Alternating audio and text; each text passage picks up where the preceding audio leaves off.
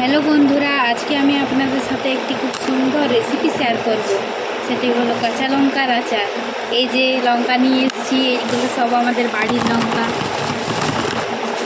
দেখাচ্ছি, লঙ্কাগুলো কিন্তু প্রচণ্ড ঝাল। যেহেতু আমি কাঁচা লঙ্কার আচার বানাবো, ওই জন্য পাকা লঙ্কাগুলো একটি একটি করে বেছে নেব। পাকা লঙ্কাগুলো আমার বাছা হয়ে গিয়েছে। এরপর আমি একটু একটু করে বকগুলো ছাড়িয়ে নেব।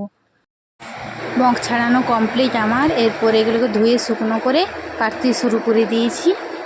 এভাবে কাটলে কাঁচি দিয়ে কি হয়, হাতে জ্বালা করে না, আর অনেক তাড়াতাড়িও কাটা হয়। যেহেতু আমি একা কাটছি, ওই জন্য অনেকটাই দেরি হচ্ছে। তোমরা চাইলে কিন্তু অন্যভাবেও লঙ্কাটাকে কাটতে পারো, লম্বা বা চিড়েও দিতে পারো। এভাবে কাটছি আমি, কারণ এইভাবে কাটলে কি হয়, মশলাটা খুব ভালোভাবে লঙ্কার ভিতরে ঢুকে।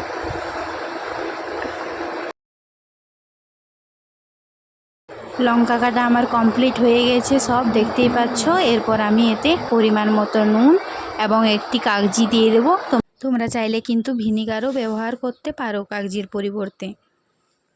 এরপর এটিকে হাত দিয়ে খুব ভালোভাবে মেখে নেব এবং আধ ঘন্টা থেকে 1 ঘন্টা রেখে দেবো মেখে করে। তাহলে কি হবে, আচারটা খুব ভালো হবে। এভাবে রেখে দেব। এরপরে আমি আচারের মশলা রেডি করে নিচ্ছি। তো কালো সর্ষে, হলুদ সর্ষে, 2 রকমেরই সর্ষে দিচ্ছি। জিরা, পানমৌরি সব পরিমাণ প্রায় সমান, 2 চামচ করে দিলেই হবে। এরপর দিচ্ছি মেথি। মেথি কিন্তু পরিমাণে কম থাকবে, 1 চামচ হলেই হবে। বেশি মেথি দিলে কি হবে, আচারটা খেতে তেতো লাগবে, ওই জন্য মেথির পরিমাণটা কম। এরপর এগুলোকে আমি গ্যাসে লো ফ্লেমে ভেজে নিচ্ছি। এগুলো তারপরে মিক্সারে গ্রাইন্ড করতে হবে। হালকা হালকা করে আমি ভেজে নিচ্ছি। ভাজা হয়ে গিয়েছে। এরপর এগুলো আমি গ্রাইন্ড করে নিয়েছি, এ দেখো। এরপর আমি কড়াইতে পরিমাণ মতো তেল দিয়ে তাতে লঙ্কা গুঁড়ো, কালো জিরে এবং পরিমাণ মতো হলুদ দিয়ে এটাকে মিশিয়ে নিতে হবে। এগুলো মেশানো হয়ে গেলে তারপরে কাগজি আর নুন মাখানো যে লঙ্কাগুলো, ওগুলো আমি দিয়ে দেব।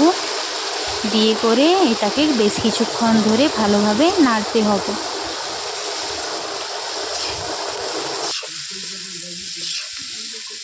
এরপরে আমি গ্রাইন্ড করে রাখা মশলা দিয়ে দেব। গ্রাইন্ড করে রাখা মশলা দিয়ে বেশ কিছুক্ষণ ধরে নাড়াতে হবে ভালোভাবে মিশে গেলেই আচার রেডি।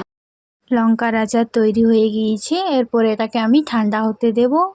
তারপরে প্লাস্টিকের জারে এই যে কুড়িয়ে নিই। তোমরা চাইলে কিন্তু কাঁচের জারও রাখতে পারো, কিন্তু খারাপ হবে না। এটা প্লাস্টিকের জারে রাখলেও খারাপ হবে না, এমনকি রোদে দেওয়ারও কোনো প্রয়োজন নেই।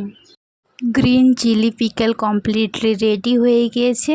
আমি চাইলেও কিন্তু খেয়ে দেখাতে পারবো না। এই দেখো, ভালোই হয়েছে মনে হয়। তোমাদের কেমন লাগলো কমেন্টে জানিও।